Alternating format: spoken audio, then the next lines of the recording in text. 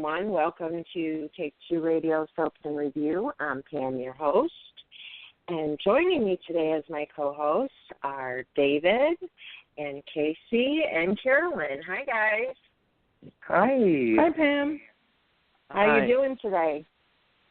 Good. Oh, good. It's warm. What was that? Okay. Was that Casey? It's been a long day. Well, you know, it's over with. Think of it that way. Now you have your evening free. We're going to have some fun with Carolyn, Hennesy, and, you know, take it from there. Yes. Can you guys hear me okay? I can hear you. I can hear you fine. Okay. It just sounds low on my end, so it just must be my Bluetooth. So anyways, Carolyn, did I hear you? Yes, I'm here. Oh, okay. You're always so quiet, and I didn't hear you. Oh. So. Well, we're super excited to have Carolyn Hennesy with us today. And while we wait for her to call in, because it'll be a couple minutes yet, she's a daytime Emmy-nominated actress, a New York Times best-selling author, a producer, a restaurateur, and a trapeze artist. How many of you knew she was a trapeze artist? That is news to me. News to me. Oh, so I'm the only one that knew that. I went in and read a bio, and I said, "Oh gosh, those are all her her qualifications." I don't know if the trapeze artist is number one or. Yeah, I remember seeing years ago an article about it and a picture and stuff like that with her being, you know, on the actual trapeze and practicing and stuff. And I thought, oh my gosh, you know, God bless her, because I surely couldn't get up there. She's got courage. You know, it doesn't shock me just because she's such an amazing lady. Exactly. So, she has a pretty busy next few days coming up, and we'll talk to her about that with the red carpet hosting. And we've loved her portrayal of Diane Miller for the past 10 years on General Hospital. I can't believe it's been 10 years. Oh, I know. It flies by. I'm sure it flies by for them, too. Oh, definitely. But think about the people that have been there like 30, 40 years. I mean, my gosh. Well, yeah, Leslie Charlson is celebrating her 40th anniversary this year. Wow. You know, I wonder if it helps that they're not on set every single day. Because could you imagine being on set every single day for 40 years? Yeah. Oh, gosh. Glad they got break time. Yeah. And let's see, what else? I hate to go into too much more until we get her on the phone, but we have another minute. I'll go ahead and mention it, and then we can just talk about it. She's also known for her roles on True Blood, Cougar Town, Jessie, Revenge, and That 70s Show. She can currently be seen in the highly anticipated Gilmore Girls Netflix revival series, Gilmore Girls, A Year in the Life, and she will be playing Tony, which is Emily's longtime friend and president of the Daughters of the American Revolution. That's available on Netflix now if anybody wants to watch that. She also just received another Daytime Emmy nomination for Outstanding Supporting or Guest Actress in a Digital Daytime Drama Series for her role as Karen Blackwell in the the series. And she will also host Facebook Live coverage of both the Creative Arts and Daytime Emmy Award red carpets to bring her unique perspective on the events, which starts tomorrow, the 28th, and runs through the 30th.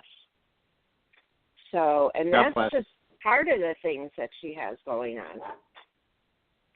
So, and here she is, and she can tell us all about it.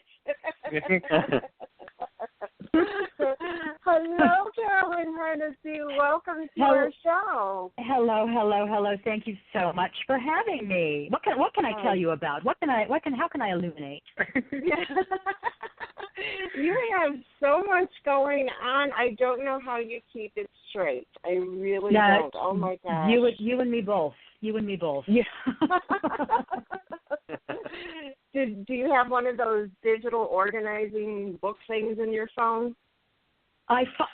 No. I finally actually had to get a person. I have a fabulous little assistant, part-time, very, very part-time. But boy, you talk about saving a life. Yeah. She just saved my life. She really does. So, I can imagine. Even if it's just something small, like shopping or doing an errand or something like that, she sort of saved my life. So. Oh, wow. Well, when I was working full time, I would have given anything to have somebody like that. But right. I think you need maybe 12 people like that. So I could use them. If anyone needs an internship over the summer, come see me. Yeah. Stacey? Well, first off, we want to say congratulations on your Daytime Emmy nomination for Outstanding Supporting or Guest Actress in a Digital Daytime Drama Series. Thank you so much. We know you have this. We know you have this. Well, you know what? You see, I don't know. There's the competition is mighty stiff, very, very stiff, and I'm just trying to sort of be very humble, very grateful for the nomination itself, because it's so lovely, and I don't want to, you don't want to get your hopes up, because then it's right. It's crushing. So. Yeah, and you can see that sometimes in the faces of the actors or actresses that have been nominated when they show the audience, and I feel so bad for them, But what can you do? You can't do anything but just go, you know what? It's just a joy to be recognized initially, and more power to them, and enjoy that statuette. That's all you can do, and right. and really be sincere about that, and sort of get behind it. So. Exactly, and there's always next year, as they say. There's always next year. Absolutely. There's the sun comes up. The sun comes up every single day. So the Creative Arts Emmys is on Friday the 28th, and you got the main ceremony on Sunday the 30th, and on the 29th, Saturday, you'll be at the, do you say Natus or Natus? Natus Emmy Gift Natus. Suite? I say Natus. Okay, Natus. So the Natus Emmy Gifting Suites for the nominees. Which one of those is the most exciting for you? Oh, please, it's a gifting suite. Are you kidding me? Come on. I knew it. Come on. Are you kidding me? Swag? Let's just talk swag. What? You walk away with perfumes and maybe a bike, and maybe there's trips and fun things. So it's listen, who doesn't love swag? Anybody who says, "Oh, I don't love swag," they're lying through their teeth. Oh, I have to agree with you there, because I get excited just seeing some of the stuff that you guys show. Of course, we don't see everything, but I would definitely, that would be my choice too. So it's a lot of fun. The rest of it just involves putting on a dress, and you got to put on Spanx, and you put on this, and you put on that, and then Lord knows you can't eat. There's no eating for the entire evening. So they have this there's going to be a wonderful dinner after the main event on Sunday night. No one's going to be eating. Please, you're going to see 500 women picking at their salads. Yeah. So, it's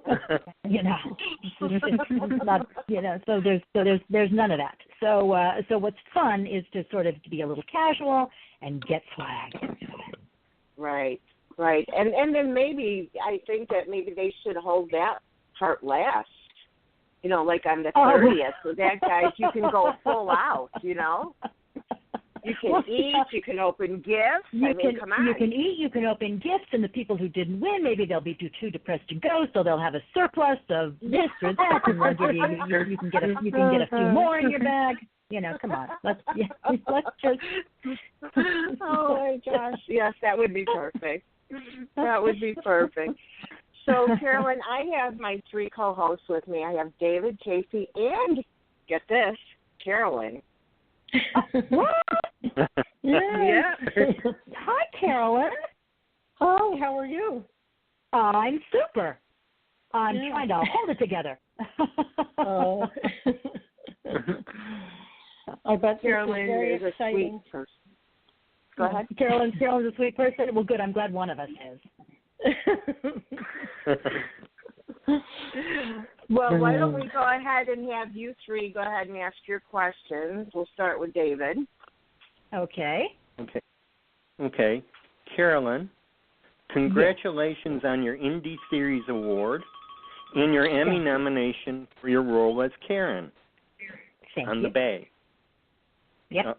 She certainly does identify with many women out there. So do you feel the character has run her course? If not, would you like to explore more in Karen's backstory?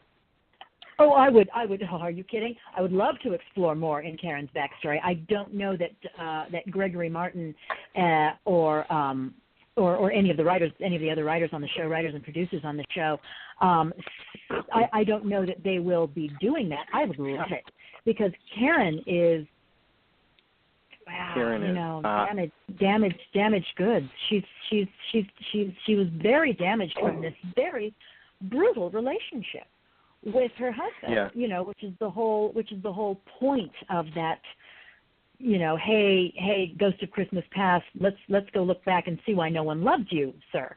Because you did this and this and this, and we just see a little of how that manifested in Karen, but to see what she really went through, I think that could be, maybe how they started out as a very loving couple and then how it sort of devolved into this very abusive situation and why. I think that would be very, very interesting, extremely interesting. But I don't know that that's in the works.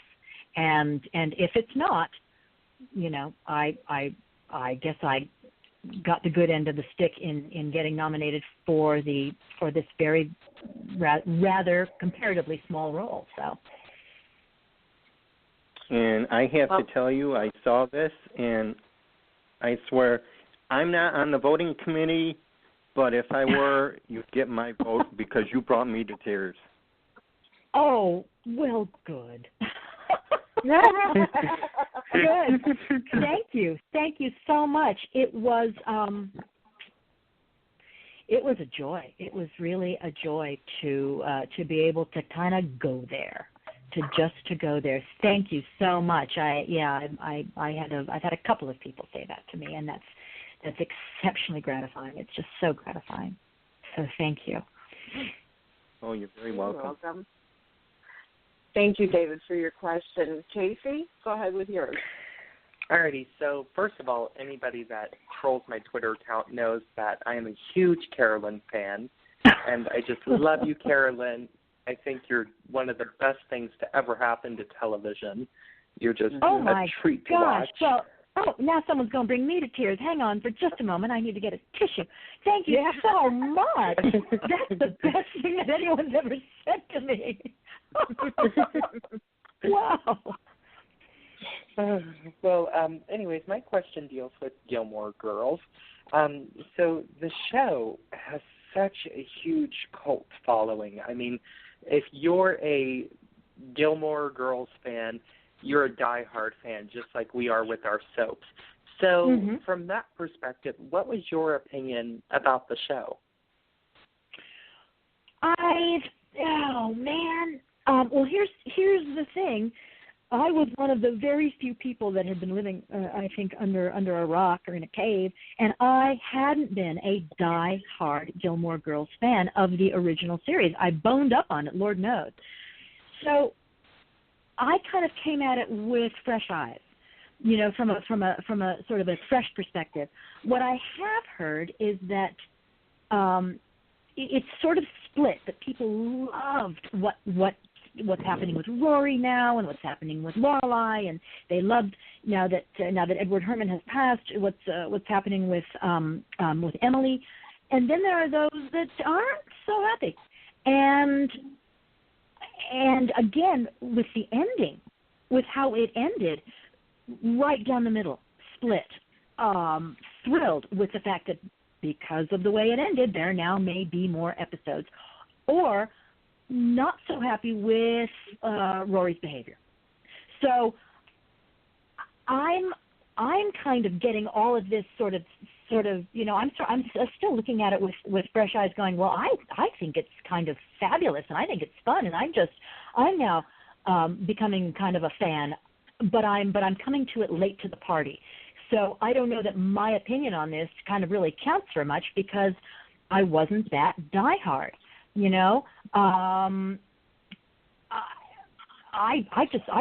would love to go back to Stars Hollow. That's all I know. I'd love for Emily, for Tony to have to take a job at the hotel. I would love for Tony to fall on hard times and have to take a job in the coffee shop. That's what I would love. It's like, talk about a serious comeuppance. And Emily still won't go back to be a member of the DAR, but that's what I'd like to see. I'd love to, again, that's something else I'd love to explore further. It's such a charming town. It's a charming cast, and I think, from what I have heard and what I've seen, again, not sort of ingesting it week after week after week, year after year, but having to kind of do a crash course. I love the way the characters have evolved. I really do. I love them. So that's just me. These revival series are everything to the people that watch the original series.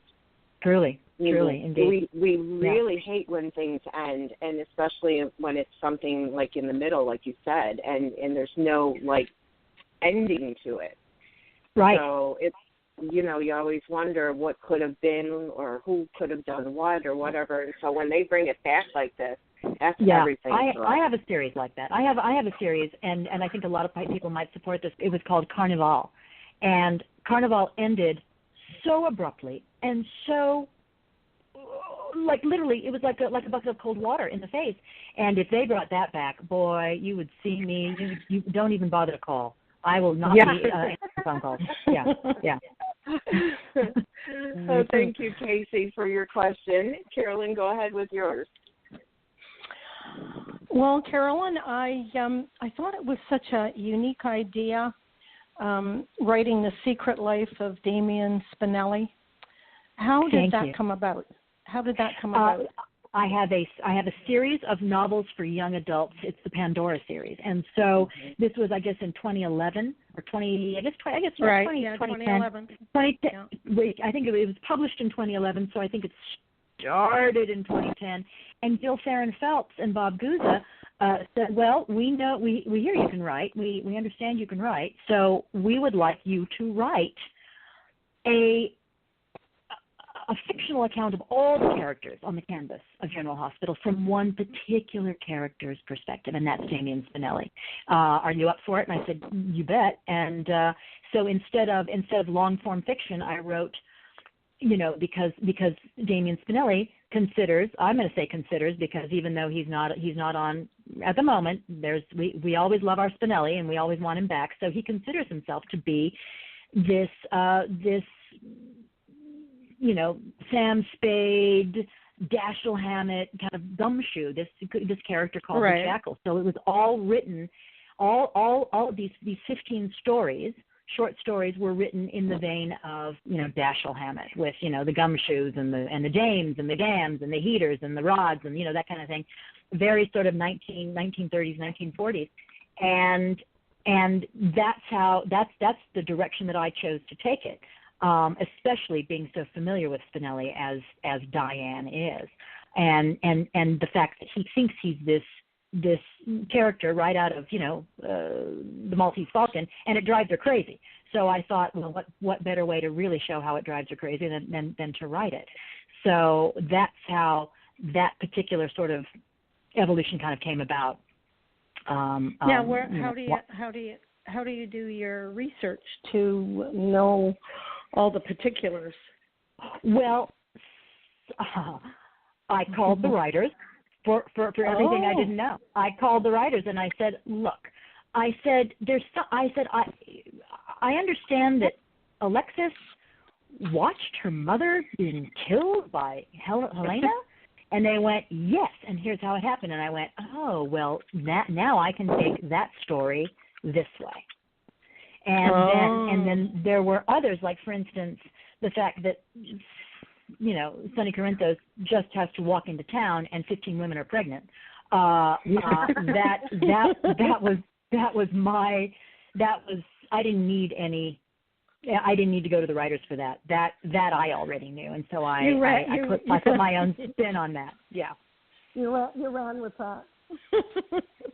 Yeah. Yes. Well, do you think there'll ever be another book? I would love it. I read it, and it was you? phenomenal. It was phenomenal. Thank you. I would love it if there were. I'm never going to say never. If ABC would ask me to write again, I would say yes in a heartbeat. Because there's a whole new slew of characters. There's Nathan. There's there's commissioner. There's Jordan, the police commissioner. There's all of them. There's Carlos, for gosh sakes, and there's Julian, and there's Ava, and so we would see what. We would see what the Jackal would have to say about them, about the various that he would get into, right? Right. Oh, I know. I truly miss Spinelli when he's not on there because he has been such a main focus on solving these crimes and stuff, with everybody. And I just there's just something about him that you just absolutely love. And I guess it is his unique way of playing that character. Sure. He's the anti-hero hero. He's the tousled hair, not really chiseled, but absolutely adorable, endearing. You just want to give him a big hug character. I mean, believe me, I worship him, and so many fans over the years have said, wouldn't it be great to give Diane a child and have it be Spinelli? And yeah. Yeah, I know. I've heard that rumor. I've heard it said, and I would definitely agree with that. Yeah, I know. Well, keep those cards and letters coming. Yeah. No. Yeah, I have to ask you because I absolutely loved you working with Hillary B. Smith. Tell us about it. You and me both. She's just, oh my gosh, there are people that you meet once and you think, well, we were sisters in another life, or we certainly worked together in another life, or something like that. There are people that you meet and you really enjoy working with them. They're really cool, but you don't get the kind of sense of incredible camaraderie that I got day one, minute one with Hillary. I think she's just a grand dame as far as I'm concerned. Really, really lovely. She's professional. She's funny. She's quick. She's smart. She knows her stuff backwards and forwards. She doesn't take any prisoners. But then again, she's so kind that no one ever offers. I didn't see anybody offer her any guff. Do you know what I mean? So it's like it was just she was just a pro from start to finish. Loved it. I have to say that you said that she's the grand dame, and I would say that she is you from One Life to Live, and you know what I mean? Like, you're each one grand dame from One Life to Live, and then from General Hospital, and then you get together, and I thought, wow, the sparks that are going to come for this, if this was going to be a love story, this would be it. Yes. I agree. Yes, exactly. It was a festival of dames. It was a lot of fun. I hope they bring her back. I really, really do, because she was that much fun. That much fun. Yeah, we'd love to see her back as well. And you know, what do you think of them bringing over the other characters from the soaps that have been canceled as their previous character? I think it's interesting. I guess the reality of the situation is there is only so much time on the canvas. There's only so much space. Mm-hmm. And I get when the fans say, you know what, we want to see more of the characters we've already come to know and love. I get that. Because if they keep bringing them over, then that means that people like me don't get to work. Maybe even Laura Wright doesn't get as much screen time as she normally would. And I think, listen, people are watching General Hospital for a reason. They're watching it for those characters. They're not watching it necessarily for the characters from One Life, from All My Children. The occasional dip into that pond, I think, is terrific. I think it's fun, and it keeps the audience on their toes, and they enjoy that. But to start peopling Port Charles with people from, oh gosh, what is it, Salem, Genoa City, wherever the cities are that aren't there anymore, or Landview. I don't think it's fair to the fans. I really don't think it's fair to the fans. And I completely understand that, but I have to say that I do love, like, the guest spots like Hillary did, because as a dedicated ABC fan, and I lost 2 soaps at one time, right? You know, that killed me. And you miss those people because you grew up with them. I agree. And Hillary, there's an exception made for Hillary. All exceptions, there's absolute exception made for Hillary. So there you go. So Hillary can come and stay, as far as I'm concerned. She can stay. Well, thank you for that. Now, listen, I'm the one who benefits. I'm the one who benefits. If Hillary comes to stay, I'm the one who benefits. So bring her on board. Exactly. Now, you've been on General Hospital for 10 years, and I guess 11. It's 11 now? Wow. 11, yeah. Oh, my gosh, where does the time go? But I think that, you know, although we want to see you more, we would love to see you every single day on there, because like Casey, I am a huge, huge fan of yours. And I watch you on so many different shows that you've been on, and movies and stuff like that. I even watched Jessie. I watched the kids show to watch you. Don't tell anyone, but so do I. Well, as long as we're at it, me too.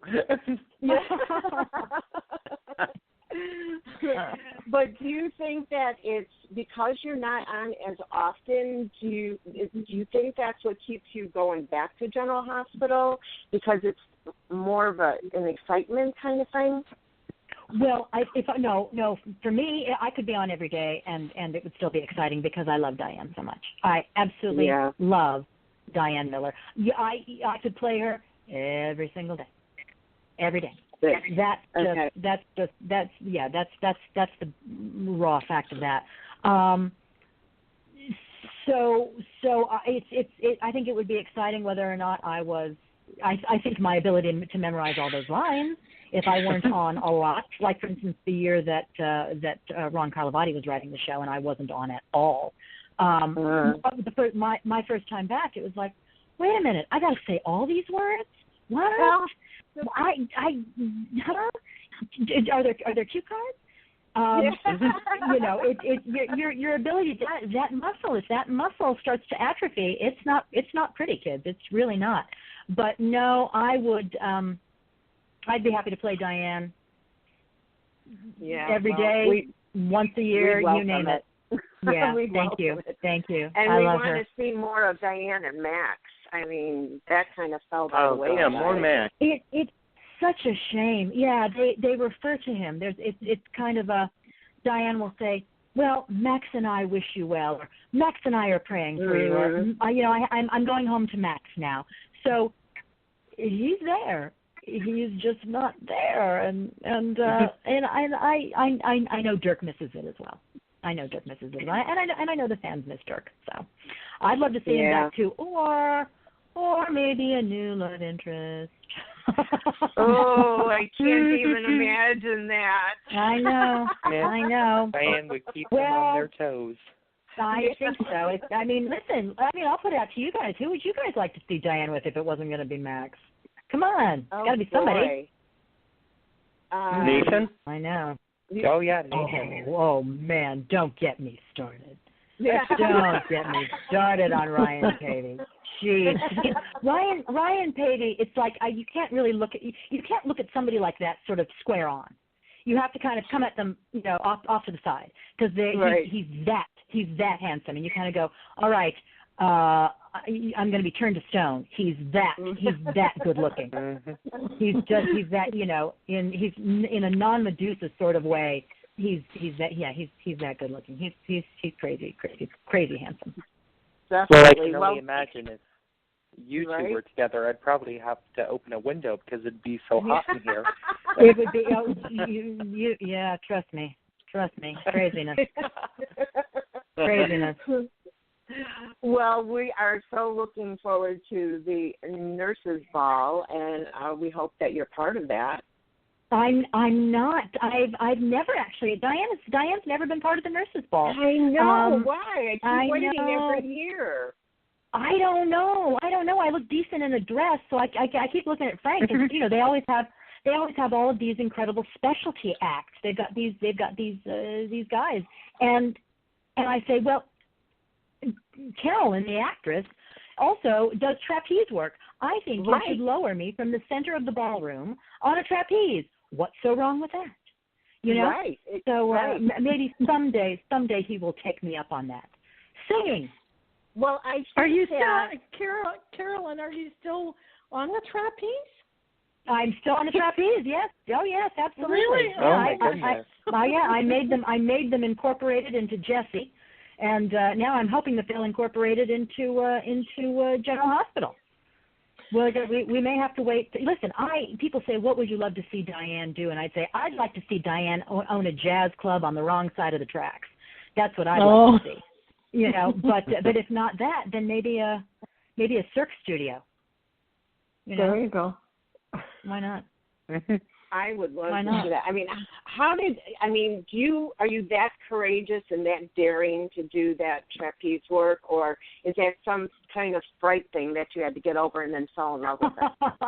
No, I needed to learn the hanging or static trapeze for a production of Comedy of Errors that I was doing years and years and years ago.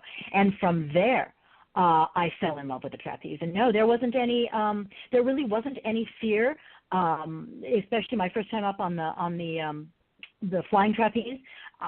I do have a fear of heights, but apparently not when I was flying trapeze. So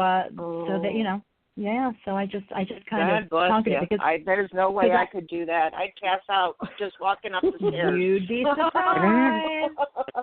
You'd be surprised. Maybe we got to get you up on the trapeze. Oh, I don't know. No. I always say if you can get up on the trapeze, you can do anything. If you can just take one swing on a trapeze, you can do anything in the world. Exactly. Yeah, that's not something that I'm game for. That's one of those things I could say never, or never, but I am saying never.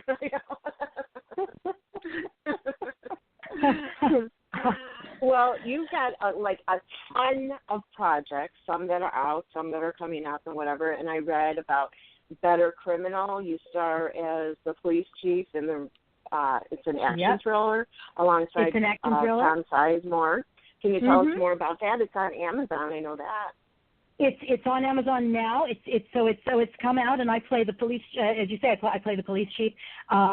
It's about a police officer who goes undercover, and everyone in the department thinks that he is a dirty cop, but he's not. and he just has to go through all these various shenanigans to sort of prove that the good guys are the good guys and the bad guys are actually the ones, you know, who are in the wrong, and but then it has a really bizarre sort of I don't know. It's a kind of a gut-wrenching ending, which I will not spoil because people should go out and watch it. That's right. It's a groovy film. It's a groovy film. Tom Sizemore is really, really fun. Really fun. Well, I have Amazon Prime, and I, for one, will be checking that out. So good. I can't wait to see it.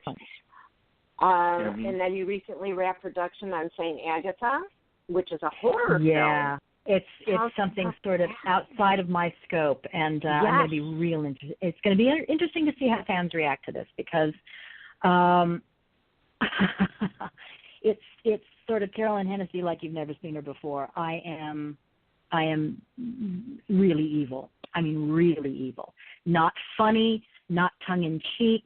There's nothing jokey about it. It's just really warped, really twisted. And it's the man who directed it. Yeah, the man who directed it helmed the Saw franchise, Saw 2, 3, and 4. So so he knows blood. He knows blood, and there's a lot of it. There's a lot of it, but it's even with as much blood as there is, it's more of a psychological thriller. And it stars Courtney Halverson and oh my gosh, her name just went right out of my head. Sabrina. I don't know. Oh my gosh, I hope she is and is not listening to this. Her name just went right out of my head, but she's lovely. And myself and so we spent a lot of time in Atlanta, about a month in Atlanta shooting this, and it comes out. It's slated to come out around Halloween, being the horror thriller that it is. But it's pretty gory. It's pretty gory. Yeah, it's about a young woman who's a con artist and finds herself with child in an era when that was not accepted, and goes to stay at a convent with some caring nuns, or are they? Mm-hmm. And to be sort of nursed through her pregnancy, and things go horribly, horribly wrong. So the actress's name is Sabrina Kern. Thank you. You're welcome. Oh, bless you. Bless Google. Bless Google. Actually, IMDb, but that works too. God bless. Yeah. Yeah. Kids don't get old. That's all I'm going to say about that. Just don't get old. Well, I'll tell you. Sabrina Kern, who is lovely. She's lovely. I don't normally go through to watch, anything that's bloody and gory. Psychological films I will watch. So that one I will definitely check out, because this, like you said, is 1,000% not you. So I've got to see this. Yeah, it really isn't. But there was we had so much fun that we're now talking about a sequel. Yes, I was actually supposed to die. Oh. But I don't. And that's all I'm going to say. They loved you, Carolyn. They loved you. Here we go, sequel. I think everybody loves Carolyn, to tell you the truth. Oh, listen, I'll give you a list. I'll give you a list of people that but thank you. That's very sweet. Well, one last thing we'll touch on before we let you go, because of you being so busy, we know your time is limited, but I also wanted to mention that you also filmed the TBS web series Business Doing Pleasure.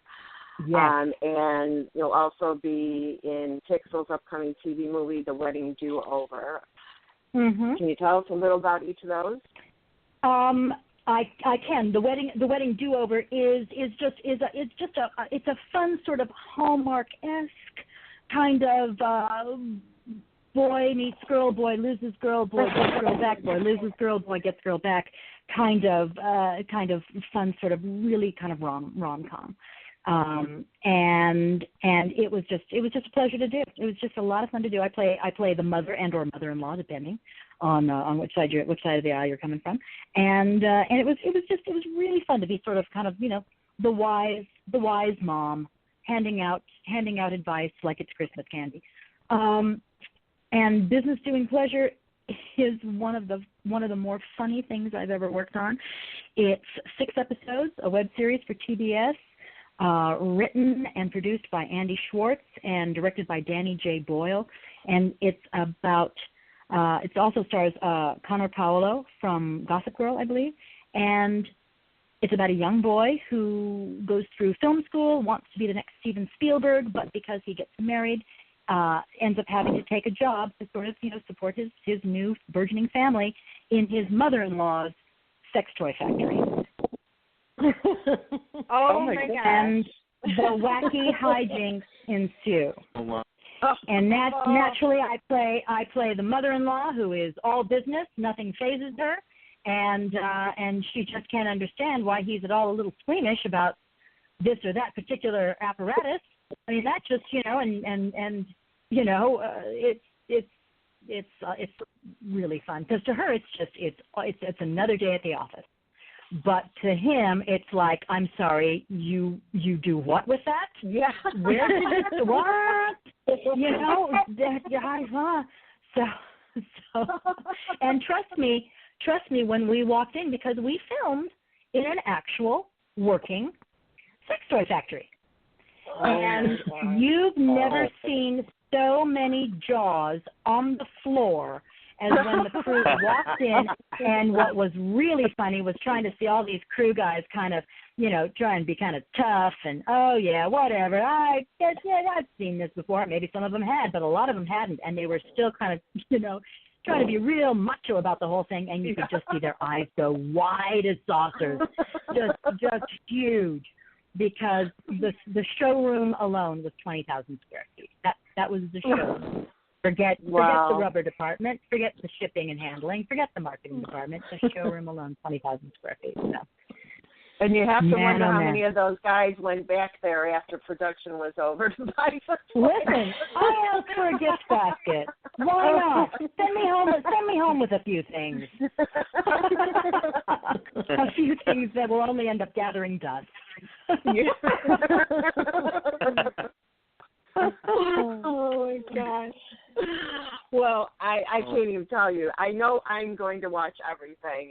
I'm seriously going to. I know Casey will. I know David will. Carolyn is really busy and she tries to watch everything. But, you know, we just, there's so much. It's so hard to keep up with you. Listen, I can't keep up with me. You know, so I try and I can't. So but you know, thank God I have my animals, my wonderful pets to center me though, because they keep me very, very grounded. Oh so. Yes, definitely. They do. They really do. Yeah, I lost my one dog. I had a Yorkie named Lexi. I lost her last year suddenly, and she was going to be 12 years old in January. And I said, that's it, no more dogs. But you know what? I was beyond depressed, and I had to go get another one. So now I have Chloe. Oh, you know what? I'm so glad. There's a theory. You know, there's a theory that dogs know when it's time, because they know that there are so many dogs and cats that are so unwanted that they simply move on to make room for another pet in your life. If you're a pet person, then they move on to make room, and I'm so thrilled to hear that. And I'm just going to assume it was a rescue. You know, I wish I could say it was, but unfortunately, I'm allergic to dogs and cats. But for dogs, gotcha. I can have, you know, the types like Yorkie and Poodle, the ones that don't shed and have more like human hair. So it's very hard to find a rescue Yorkie. Is it really? Okay. All right. Well, then you know Chicago. What? You know what? Listen. In Chicago, no less. Listen, we love the fact that you just that you're a pet person and that you took another one, you know, into your heart. So I'm thrilled, and God bless you. Thank you for that. I also have a radio show, a podcast called Animal Magnetism, which is all about preservation and conservation of creatures great and small from an advocacy standpoint. So I am all about, take as many as you can into your heart. So God bless. Where do we listen to that at? You find that on www.ubnradio.com under Animal Magnetism.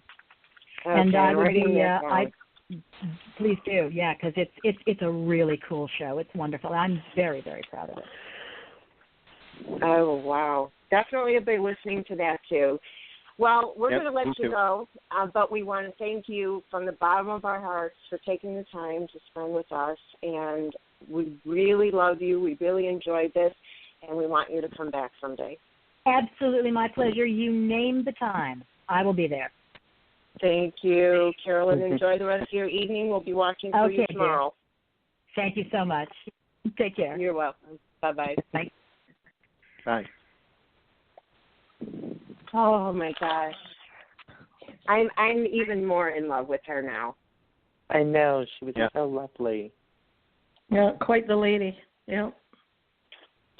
And I didn't even get to the parts where she's a dedicated philanthropist. She currently serves as a celebrity ambassador for two causes which are very important to her, and wildlife conservative. Let's try that again. Conservationist. Is that how you say that? Conservation. Conservationist. Thank you. It's just like, sometimes those words just get in your way. And zoo animal welfareist. She's also passionate about science and education programs in zoos and aquariums. Great. Is the American Humane Association Celebrity Ambassador. She spoke before a congressional committee on the organization's new humane conservation initiative, and most recently was named as a celebrity ambassador for Breaking the Chains, a global nonprofit artistic-based charity that aims to provide awareness, understanding, and support for those affected by eating disorders. Oh, my gosh, it's amazing. Carolyn is the woman in my eyes, right? Mm-hmm, yeah, definitely. She's everybody's woman. Exactly. Yeah. Exactly. She does it all and does it with glee and happiness and, wow. I just love her. I can't say enough. I'm sorry. Me neither. She's great. Very inspiring personality. Mhm. Yeah. Definitely. You see someone like that, they do so much. Yeah, that's it's wonderful, really. She's someone that a lot of these young actresses should watch. Yeah. And see who she is and what she does. Down. They would learn so much from her. Yeah, she would be a true mentor and someone that definitely inspires you. And you know what? As I say that, I think any young woman, not just young actresses, but any young woman. Oh, definitely. She's the type of person where you can say, be what you want to be, but you got to work hard for it. And that's what she does every single day. So, and give back. Give back is the biggest thing. So, anyways, we'll definitely keep in touch with her and have her back at a later date. And this way, maybe you guys can get in more questions. It was just really hard with so much to talk about that, it is. I tried to squeeze it all in. And I think I pretty much did a lot of it except for that one last part. It covered a lot of territory, for sure. So, you guys, I'm going to let you go because, as you know, I haven't been feeling well, and I'm going to go and take care of business on this end and have a great show. thank you guys for your questions and for speaking with her. You did a phenomenal job. Thank you. Oh, well, I hope you feel better. Thank you. Yeah, feel better, honey. Yeah, feel better. Yeah. Thank you. Talk to you soon. Okay. Well, how about that? Yeah, it was great. Well, it was quite exciting, fast-moving. My Quite goodness, exciting. Yeah, she's What quite a dynamo. on the show. Yeah. Yep, the best of the show. I have 7:50 right now. Can you believe we've been on for almost an hour already? An hour. With Yeah, her. yeah. And she was wow. She went a little over her time, which is nice. That she was so gracious with it. But we have to be cautious with ours, so we don't want anything to happen like it did last time.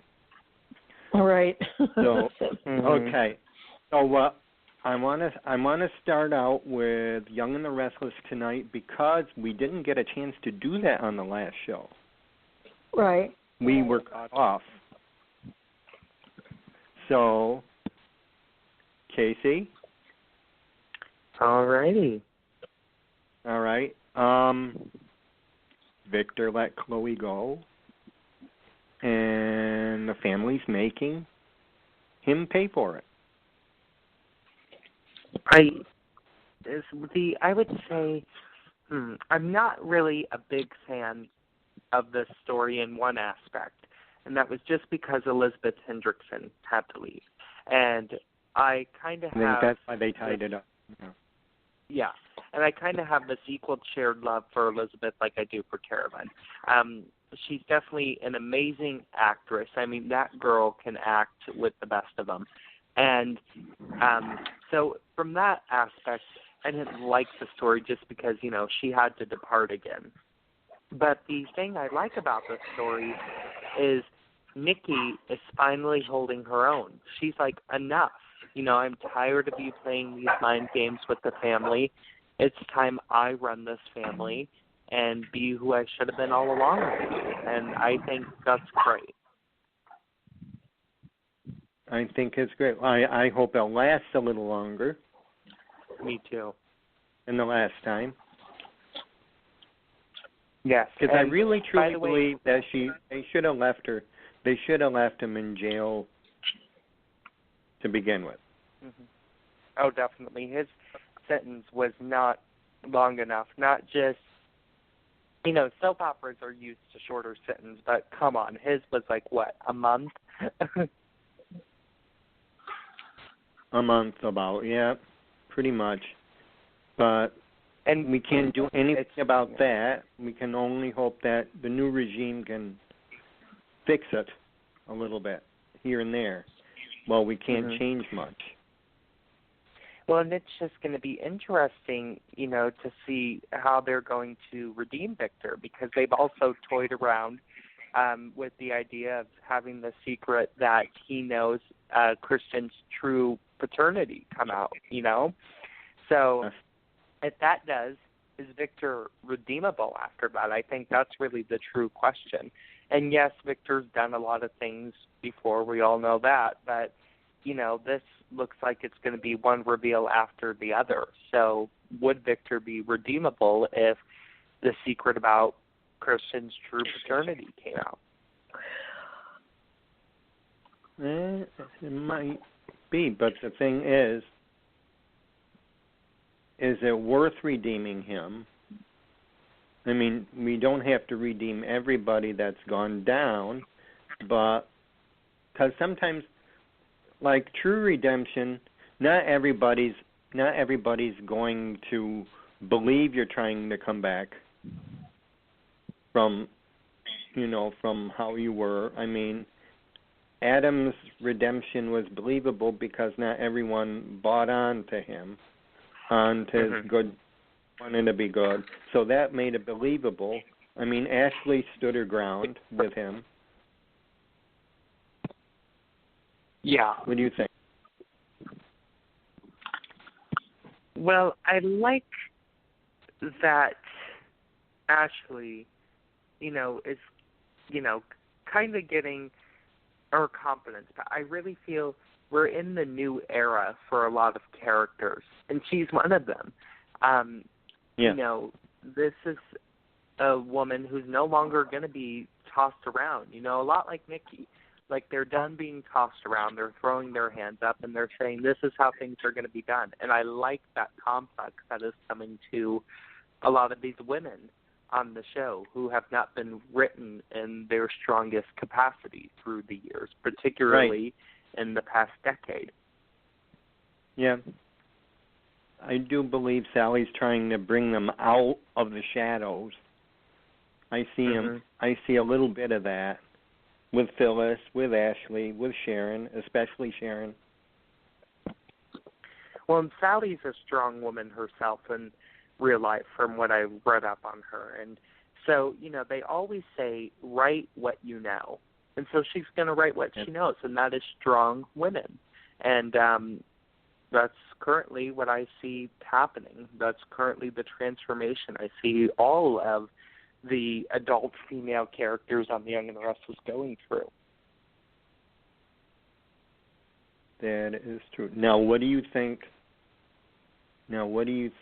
About Devon and Hillary? Oh gosh, I want them back so bad because I am. You want them back together? Yes, I'm a huge Havon fan. I think that Brighton James and Michelle Morgan just have off-the-turf chemistry. I wish they could be together 24/7. And also, I'm not really feeling Devon and Mariah. I kind of, go back and forth with them. But I think it definitely is going to lead back to Devon and Hillary. I don't think this couple is finished. But we'll just have to wait and see what happens. We'll have to wait and see. And we did get one paternity reveal. And according to some of my people on Facebook, they're happy that Kevin is the father of Bella.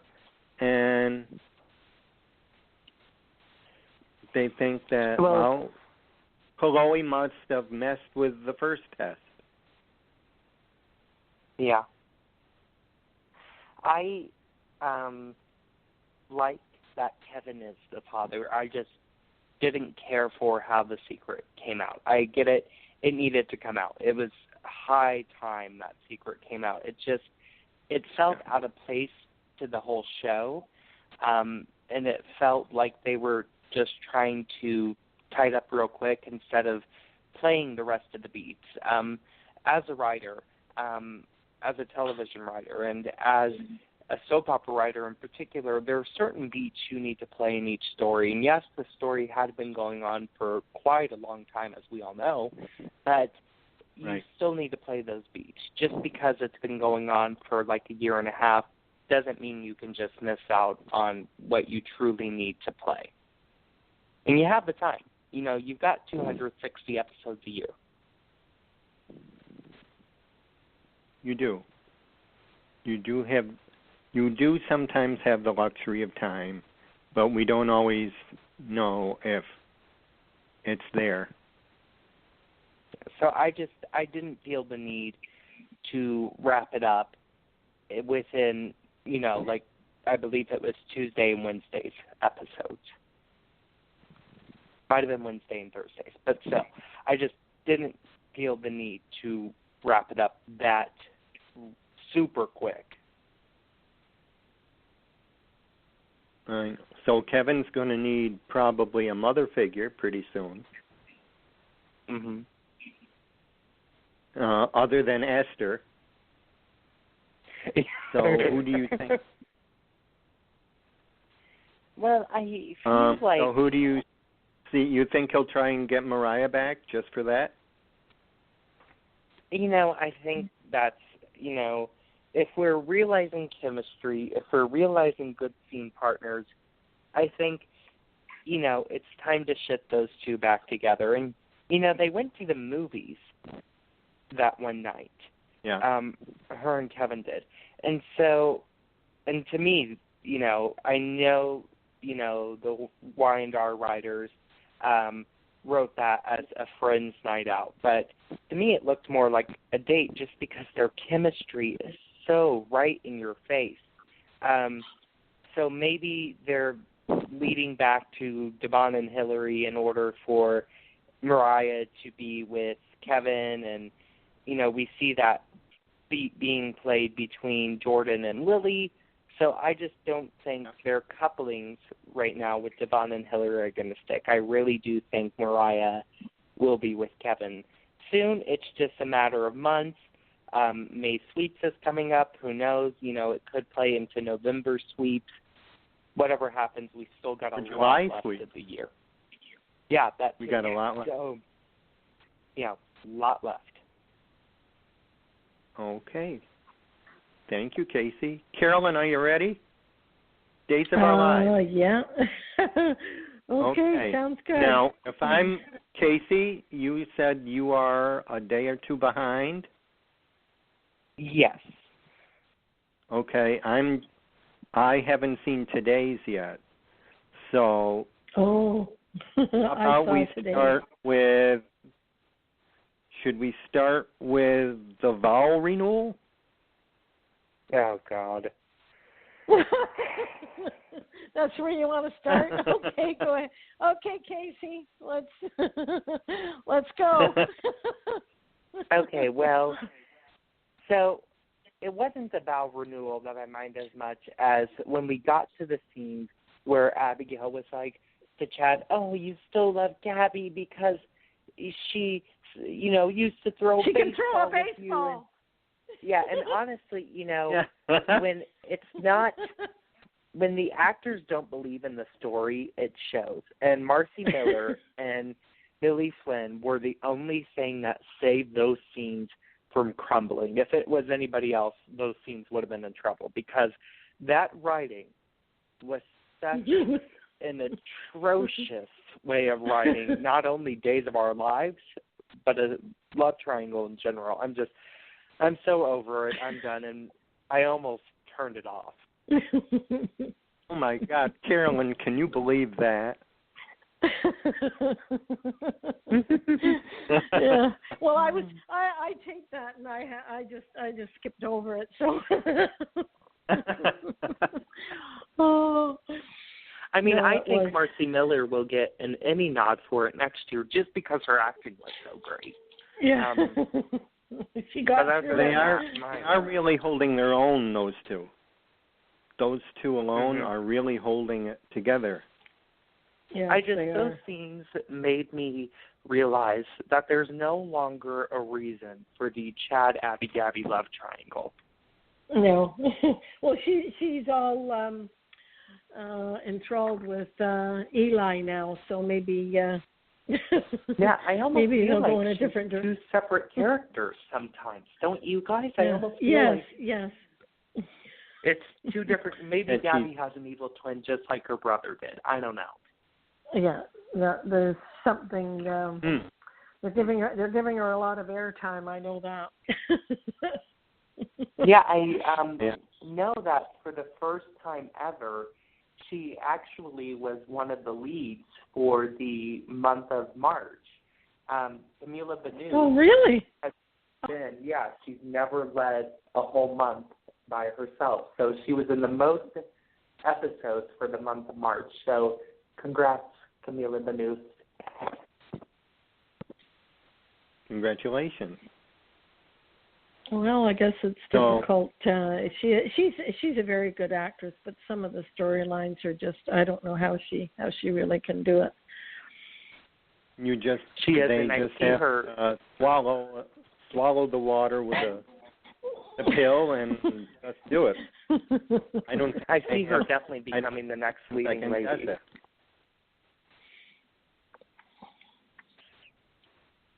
And it's not her first soap.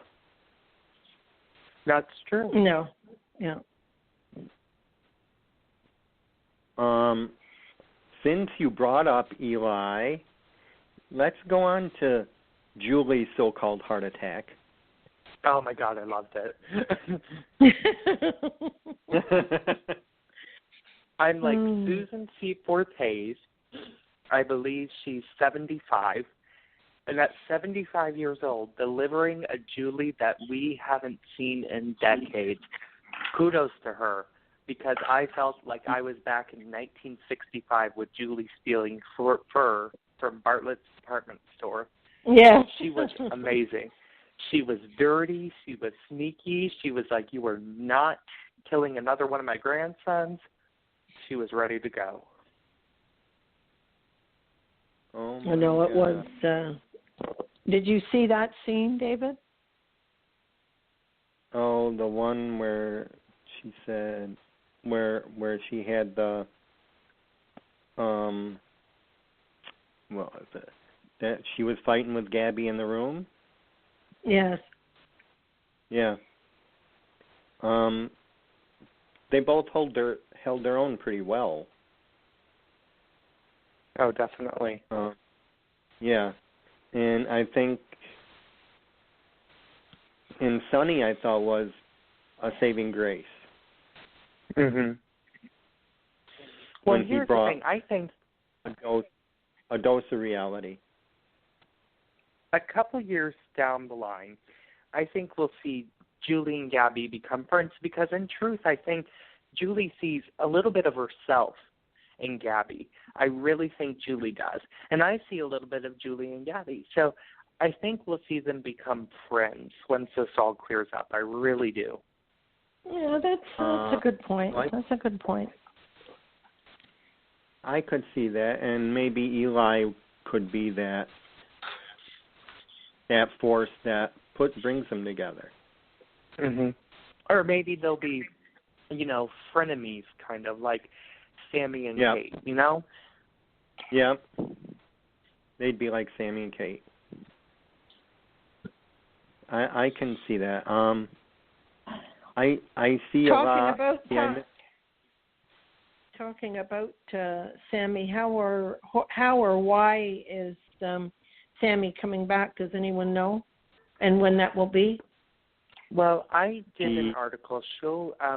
She's shooting scenes starting next week. And so Days tapes 5 months ahead. So we're going to see her, kind of like November-ish? Like around... Yeah, October, okay. November. Which is when, Ron Calabardi, his material starts airing at the end of summer. So he'll be writing Sammy's return. And I heard this time Sammy plays a much larger part rather than just a drive-by story like she was with Will's death. So I'm telling David fans, tune in, because I heard it's going to be absolutely insane when she comes back. And did I hear, Ron's stuff starts airing when? End of July? I remember you saying? Yeah, it's kind of around there, end of July, August, around in that time frame. And I heard Ron is just doing the best work Days has seen in years. I mean, that's what every star is saying. They say he knows who the characters are, which that's why I love Ron. You're going to love them too, Carolyn. I hope so. I hope the storyline's going to be better than, you didn't see it today? No, I didn't, but go ahead. Why don't you share today? Brady had a major money transfer, and Nicole was quite upset about it. I believe it was yesterday. And it turns out that he has bought a a hardware store. Oh, God. He bought a hardware store? A hardware store. Oh, God. The Elkhorn hardware store. So. Oh, geez. Nicole's going to do the accounting. I love Days. I really do. But what in the world, which writer in that writer's room out of 15 of them came up with that idea? Honestly, they should be fired. They're going to be selling wrenches and hammers. Oh, well, I don't know. I shudder to think. Yeah. I'm curious who's lurking in the bushes there at the window. Oh, I heard it's Xander. Oh, is that his who it is? Return, yeah, Paul Telfer, you guys, returns next week. So, yeah, gear up for that. Which I heard that people aren't sure that he'll play into Nicole's exit storyline just because a new script was released that won't air until September, and Ariane Zucker is set to tape for that episode. That won't air until September. So I don't know why Xander returns. Okay. And that's when Andrea is leaving, correct? Yeah, I believe Ariane leaves in September. We'll see. Okay. It's just all there's stuff that's revealed to us, and then I believe she's left the, already. I think she last airs. Oh. Yeah, she's done. Yeah. Oh, okay. And they're Brady and Nicole are leaving the children alone. The children are sleeping, or they're off for a couple hours, and they're having their their wild love fest. Catnap. And I think maybe Xander may come in and snatch the baby. Well, here's the thing: if I was on the run, I would not be carving out time in my day to have relations with the person I'm on the run with.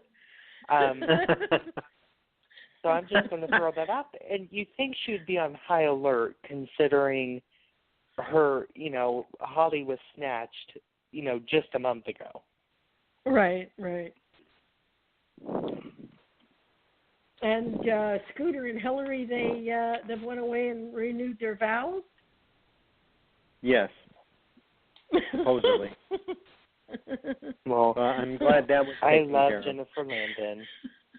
I love Jennifer Landon, and I love Rob Derringer, and I just think they deserved a lot more than what they got at Days. Oh, absolutely. That they dropped the ball with that. As they say, a new writer coming in, please make it better. I'm praying. Yeah. Oh, gosh, me too. Because Days needs to be back. I mean, that show is literally on life support. And, they always say, it's good that the Cordays own it. Yes, it is. But if NBC lets it go, I guarantee the Cordays won't fight too hard for somebody else to pick it up. You don't think they'll fight that hard? I don't. Just because, Ken, he loves the show, but he's been the executive producer for 31 years now, and, he's not getting any younger. And he's the last Corday that has an attachment to it. Of course there's other Cordays alive, but he's, the only one who works on the show. That's hanging on. It is. I mean, the week of April 10th through the 14th, they scored their lowest rating ever. Within households, it was 1.5 million, which translates to a total viewing of straight at 2 million. And that was their lowest viewing in all 52 years. So it's they need help. Yeah. Well, I like the storyline with Kayla and Patch. It's kind of like the old storyline. They're kind of the, I don't know. I want a family, someone for the younger ones to look up to, and they're carrying that with Tripp. That way, it was you missed it today, and she was talking to him about if he ever wants to go into the medical profession. So it was quite a nice scene. Oh, if you didn't see it, Roman had an allergic reaction to a muffin or something. He changed the suppliers. So Kayla did a tracheotomy today. Oh, the show makes great. me laugh sometimes. And Trip was in awe. He just thought that she was absolutely fantastic how she handled that. Well, So, I forget the actor who plays Joey. His name is slipping my mind. But his James mother Ostovic. posted. Oh, yes, James Ostovic, thank you. James' mother posted, I believe it was 2 months ago, that Days had decided not to renew his contract. And so Yeah. I think, once this whole secret comes out that Joey really did murder Ava, I think that will lead into an exit storyline. Now, there has, one, been no news on if James Ostovic is really exiting, or two, is he's on a recurring basis, which would put We him don't as know the either only way. team. Yeah, so they haven't released anything. But typically when somebody posts that the contract hasn't been renewed, that usually historically means that the actor is leaving. That isn't always the case, but about 98% of the time that is the case. So we'll just see. well, maybe if they cut his, maybe if he got a decent haircut. Or, showed another facial expression Yes. just besides blank eye. Oh dear, there's just no oomph there.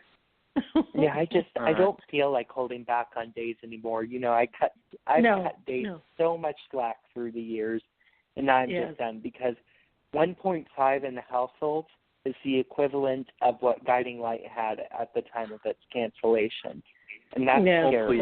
So that's why I don't look at numbers. That's why I don't look at numbers. They make me nervous. Yeah, I have to, unfortunately. It goes along with my job. And sometimes it's hard. Well, you want the higher ups to look at the numbers too and find out, what can you do differently here? There's, people aren't watching for a reason. Yeah, and it's kind of hard. It's kind of hard to correct something when it's already in the can, 5 months early. Yeah. It is. And another thing is that's the hard part. NBC has very little stake when it comes to making those decisions. It ultimately comes up to Ken, who he wants as head writer, who he wants as, his new associate producer. That's because the Cordays own that show. And, Ken, I think, has finally wised up and, made the right choice where Ron Colardi is concerned. And Ron cannot get here fast enough. I really hope these next few months fly by. It would be good. Now, before we end Days, there is a little rumor going around. I don't know if you've seen it. Which 80s soap star will make their appearance on Days this year? And I'll give you the list. I think, if I remember correctly, 1 was Joan Collins. Yep. 2 was Patrick Duffy. Mm-hmm. 3 was Donna Mills. I'm missing one. Morgan Fairchild. Thank you. And 4 was Morgan Fairchild.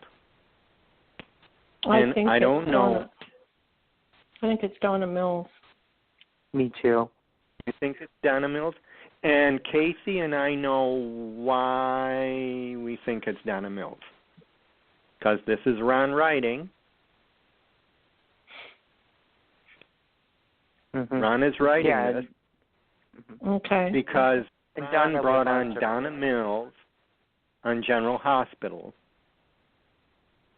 last year, right? Yes. And she won an Emmy she for played her. the role she was 2015 to 2016. So she was on for that whole, year and a half cycle.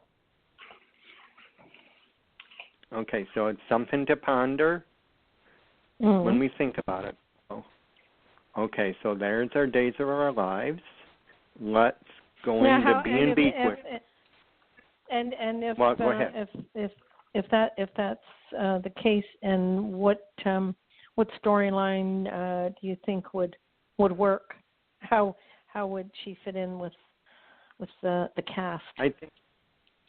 I think she'd be Ava's mother. I was actually thinking that too, David. I was literally, as soon as that question was asked, I was like, Ava's mother. Okay. Mm-hmm. Interesting. Interesting.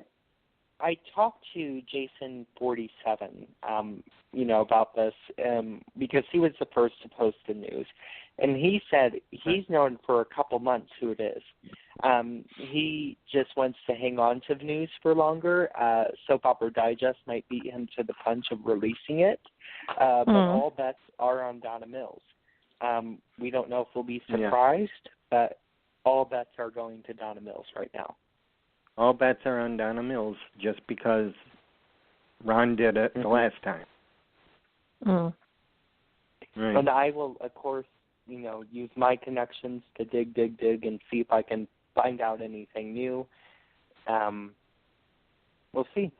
It's definitely interesting me just because it's just, Days has not had a big star in quite a while, and it's just going to be so good. It's going to be juicy. Yeah, they need we need a boost on Days for sure. Yeah, and that would be drive those ratings up. Something to stir the pot. Definitely. Okay, so now we go on to. Okay. Go ahead. Now, go ahead. Now David, that I only watch Days. I'd love to stay on the line, but I don't know what to tell you. We need to get you on another soap, girl. I know. I love Eileen Davidson, so I'm going to have to try and maybe tape Y&R and get interested in it again. I definitely will try, and then I'll have my input. That's all we can. Okay. All right. Well, it's been fun. It was the fans. Pardon?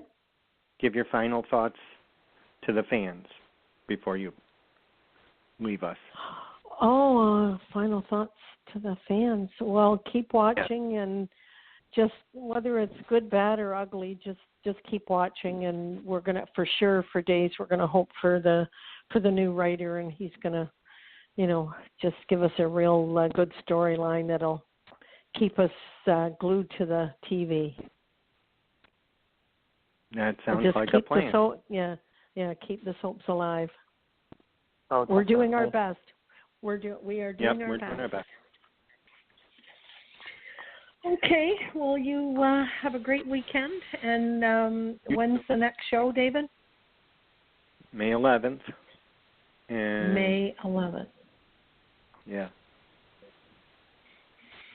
And keep on that Facebook and keep tweeting. We will. You too. Okay. All righty. Speak to you soon. Bye, Carolyn. Bye for Okay. Bye for now. Bye for now. Okay, Casey. All righty. On to Bold. On to the Bold. We have seen the crime, and Ridge and Steffi want Sally to do the time, and they're asking a lot of Coco. So that's a lot for a 16-year-old to be put into. I think that's too much. That's too much for her. It is, and I think it's really unfair. And with, Bold, it was my favorite soap, my current favorite soap. Of course, all of you know my all-time is Y&R. But Bold was my current favorite soap from January up until last week. Just because. Up until last week?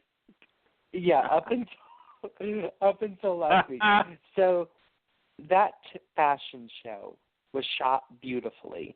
And it was, I mean, the motions, the facial expressions, it was all there for me. And now, you know, we get into this whole thing, you know, the aftermath, and I don't think the aftermath is, you know, being written well at all. I feel like the aftermath is being written very, you know, it's laziness, and it's just, yeah, honestly, I could write something better in my sleep. You probably could, but we're not going to tell them that. Yeah. Don't get me wrong. I love Brad Bell. Brad, I think you're amazing. I know 260 episodes is absolutely exhausting for you, and I believe there's 4 other writers there. But come on. It's half-hour. Trust me, I've written half-hour shows before. It's not a hard task. It is really not. Just, you know, I believe there's good story there. Just try harder on the execution. And I say that as a fan, I say that as a writer, and I say that as a lover of daytime. Just try harder on the execution. So, what do you think? Will Sally see prison time? Will Coco? I think she's changing her mind. Mm-hmm. That is a lot. I don't know. I don't think she'll go through with it. If it was just money, I think she probably would, but I don't know what they're going to get out of her. It's like blood out of a stone. Well, honestly, you know, they keep saying, oh, Sally was the ringleader of the whole thing. And as I step back and I examine this story, I really don't think she was. I think, yeah, Shirley. And so I think, you know, they should go up to Coco and say, hey, let's get Shirley, because Shirley was really the ringleader of the operation. She put the whole grand, you know, stealing the designs in motion. And maybe if they have Coco target Shirley, which I don't think she'll have much of a problem with, then everybody else falls apart. And, you know, I think Forrester right now is just scrambling, and they're not really listing their priorities, and it's just a mess for them. And so I think they really need to get straightened out. They have to straighten out, because I don't know. That's a lot. I don't. Sally's part victim in this as well. Definitely. She really not is. all victim, but she's part. No? She was definitely manipulated by Shirley a little bit. I mean, 50% of her wanted to live up to, no, excuse me, I get it confused here. So the original Sally Spectre, so her aunt's name, right? Did I get that right? Yes, her aunt. And so, you know, 50% of it was that. But the other 50% was pure manipulation by Shirley. I mean, you know, Shirley was basically saying, if you don't do this, we're broke. You know, that's the end of the line. And so Shirley was trying to play, you know, kind of this be sad for me card. And I wish Sally would have held her own. But, you know, since she didn't, it really shows you how manipulated she was by Shirley. Yeah, she was, and I don't think she really had a full part in it. She let it go on afterward. I mean, she could have stopped it. But 15 years? Yeah. That's awful. And I think that's a lot. That's a little too severe for her. Definitely. But so we go on. I'm interested. We'll see where it goes. Yeah. We'll see where it goes. In the meantime, Dollar Bill and Dollar Bill wants to find out why Dollar Brooke broke up with Dollar Ridge. Oh, gosh, I love that you did that. You know why I did that. Yeah, you know why I did it. that. It was, So, with this whole You think he'll find out? Oh, I think he will. I think, just exploring this feud, I think he will find out because he's got to have something to hold, Ridge over the fire with. And this is it. But with this whole thing, not examining the feud part, examining the love triangle part, I was talking about this with my mom today, and she catches snippets of the show once in a while, and we were talking about when this whole Brooke and Bill thing started and how amazing this affair story was, and, when it came out 3 years ago, and now it's just like a joke. The story almost seems cartoonish, because literally, Brooke was literally set to marry Ridge like 2 weeks ago, so it's just all seeming absurd now. I mean, I would much rather have loved it if they brought back one of Brooke's old men like Nick or Whip or, her first love, Dave, which was on there at the beginning of the show for all you B&B oldies.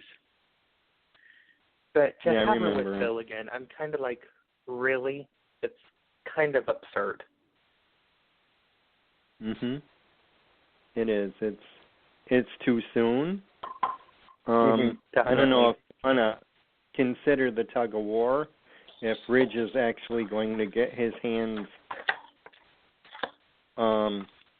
in there, and if he has a fair chance. I don't know if they want to tug at that some more. They want Bill finding out. I want Bill finding out because the secret has to come out from somebody, and we all know if Bill finds out, he's going to expose it just like that at the snap of a finger. So Bill needs to find out because we all know Katie's not going to reveal it.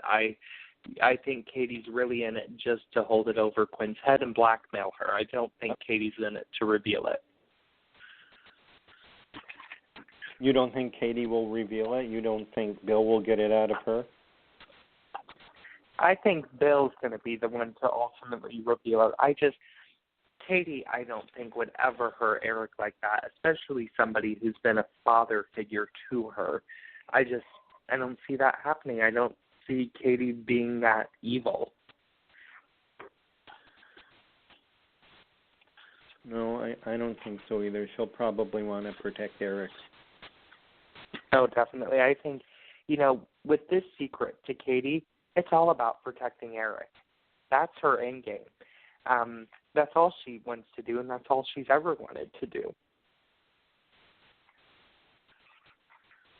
Yeah, that's all she ever wanted to do. Well, there's our It's B&B. all about protecting Eric. All about protecting Eric. Now we can go on to General Hospital.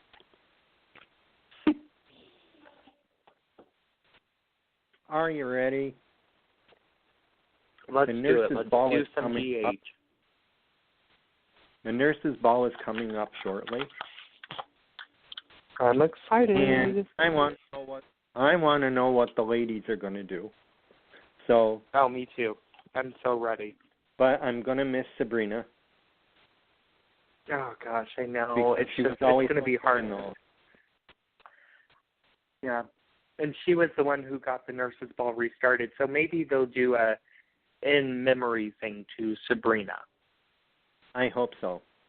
And I hope they keep the song there. Oh, me too. I love when Sonia Eddy sings that song. Oh, it cheers me up. I love it. I do. So, in the wake of all that mess, now we have Anna looking into Valentine.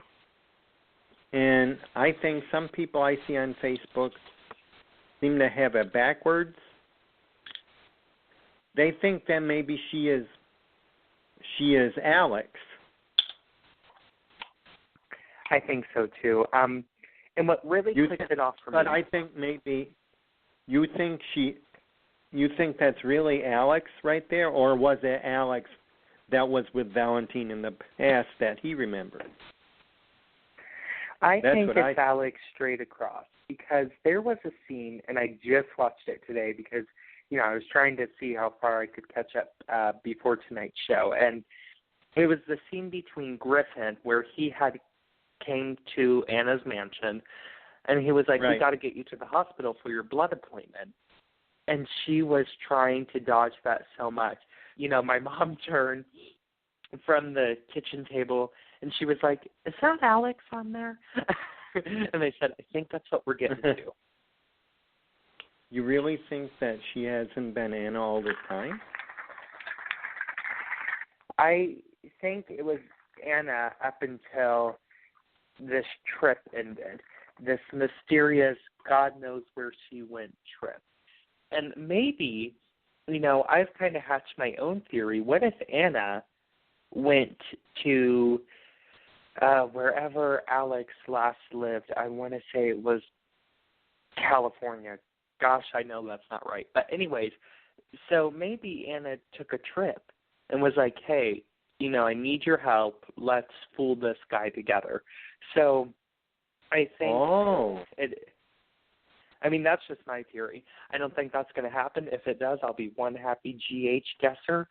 I think that's something. But you don't think happen. So you think it's between the time that she left for that break and then when she came back, maybe she wasn't Anna at all. Yeah, I think Anna, kind of made it to the point where her and Alex could trade places to fool Valentine. And that would mean that it was Alex with Olivia. Mhm. Right? Well, no, because Anna hadn't left for that trip yet, so it was still Anna. Oh, okay. So I have a hard time getting my scenes together, so I do too sometimes, especially with how fast GH moved. I mean, it's whitewater rapid pace. So we have Charlotte. I know your favorite subject. Slowly warming up, Lulu. I actually finally cared about the story. I actually finally cared about the story during Lulu and Charlotte's first visit. I actually warmed up to it, and it put a smile on my face because, GH is so action-packed, and, it's left, right, you blink, you miss something. And these were heartwarming scenes that I think were definitely needed. So I enjoyed the story for the very first time ever. I know, shocking. Mhm. So we got Maxie coming back soon. I know, which I'm excited. I hope Kirsten never leaves us again because I love her so much. Huge Maxie fan, and I just love her, and I can't wait. Yeah, she seems sweet. I have yet to meet her. Have you ever met any of them yet? Oh, no, I've never met a soap star. But here's the thing. It's so funny. I've never met any of them, but I've interviewed 9 of them. So it's kind of, always, it's weird when I say that because, I've never met any of them, but I've interviewed 9 of them. So let's see what we got so far. All right. We have Carly going for divorce. And I'm wondering who's the lawyer she called, and wouldn't it be something if Alexis gave her Nora Buchanan to call? Oh gosh, cross our fingers, GH and One Life fans. Let's get Hillary B. Smith back. We know how much Carolyn loves her, if, people have been tuning in tonight. And so let's get Hillary back. And she belongs on General Hospital. She is definitely one of those One Life characters that should be on contract, I do believe. Of course, you don't want One Life. You don't want GH becoming One Life. But come on. She needs to be on the show. Yeah, it would be nice. So we got that said. Nell straightened everything out, but that doesn't mean that it's all pretty again. That is so sick to me. She's doing it for Michael's benefit. I don't like them together. That's nasty. It really is gross to have them together. And Lulu in an just adoptive, in an adoptive sense, Michael is Nell's nephew. In an adoptive sense. Yeah. It's gross to me. And it was one of those things. My mom was like, "Huh?" When she catch snippets of the show, we can talk about it, and it's gross to me. And I don't like the couple. I don't think Chloe Lanier is a wonderful addition to the show and such a powerhouse of an actress. And Chad Duell has always been one of my faves, but I just don't see it. Sparks don't fly for me when I turn on my screen and see them. And I don't think the writers have processed that legally Michael is Nell's nephew. It's gross. Ugh. Yeah. It cringes me just to say it. It's incestuous to say. It's nearly incestuous. It is. I mean, the only thing that doesn't make it, of course, is, they're not blood, but still, it's gross. It is. So we've gotten past that, and Lulu only likes her because she's working for Charlotte now, and Nina and Valentine. So Lulu's hoping they can find their way back together. I don't know. This is where I don't like Lulu. This is where I don't like Lulu. I like the Lulu we saw, last week. I love that Lulu. Get, the Lulu that really, we see her kind of really care for Charlotte. Don't get the Lulu that tries to be sneaky and treats Charlotte like a possession, because that's not true to her character. No matter which actress plays her, this goes for any recast. No matter what actor plays a role, you still have to stay true to that character. And they're not doing that. No, they're not. Well, it looks like our time is just about up. So how about I hate when the show ends. Oh, I know. I could go on for eons. Me too. Why don't you give your salute to the fans, and why should we keep watching? So real quick, why should we keep watching? Simple. It's still the same genre. It really is. And don't stop watching the show just because you hate one or two storylines. Y'all know I don't like this Charlotte Lulu story, but I'm not going to check out of the hospital, and you should neither. And, same with the other soaps. I'm not a big fan of Elizabeth Hendrickson leaving, but I've been watching Y&R for almost a decade now, and I'm not going to quit. So just keep watching, you guys, because I have a feeling exciting things are about to come, and I have a feeling that this genre is really going to be what it used to be. You've got Ronette Days, Sally's really settling into Y&R. It's going to be great. Just tune in. Well, and I would like to leave everyone with saying, please pay attention to Casey, because he makes a lot of sense for a young man his age. Yeah, you do. You make a lot of sense, and I think they should listen to you.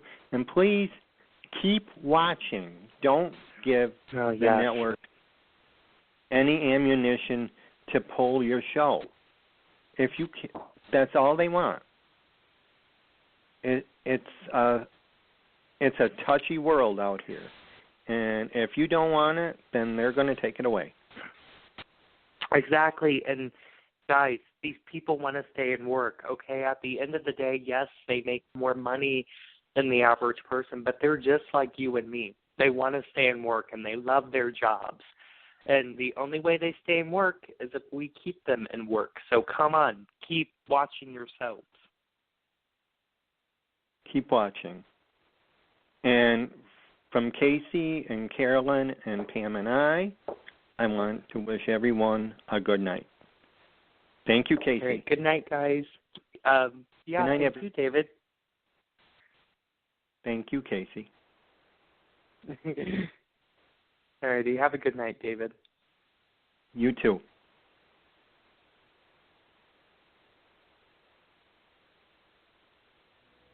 Get connected with Take Two Radio on Facebook or Twitter at Take Two Radio. For email updates on future shows, follow at Blog Talk Radio. For previous episodes, upcoming guests, and more, visit TakeTwoRadio.com.